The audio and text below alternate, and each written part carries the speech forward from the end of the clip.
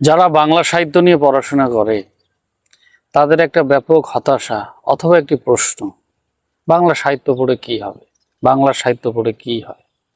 আসলে এমনতর ক্ষুদ্র ছোট্ট প্রশ্ন দিয়ে বাংলা সাহিত্যের বিশাল পরিমাপকে একটি একটি হিসাবের মধ্যে নিয়ে আসা সম্ভব নয়। এমন কোনো জ্ঞান নেই, এমন কোনো দর্শন নেই যে বাংলা সাহিত্যে নেই। বাংলা সাহিত্য সকল জ্ঞানের আধার।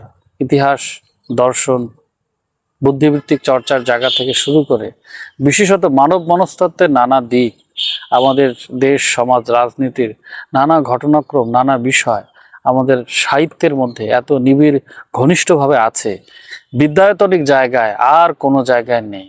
অতএব ওই যে লালনের গানের মতো, দেখ না মন ঝাঁক মারিয়ে দুনিয়াদারি, তেমনি বাংলা সাহিত্যকে বোঝার জন্য আমাদের যে নগদ প্রাপ্তির যে পোশাকের জন্য আমরা পাগল হয়ে থাকি, সেই পোশাকটা পরার জন্য পাগল না হয়ে আমাদের ডুব দিতে হবে বাংলা সাহিত্যের গহীন সমুদ্রে।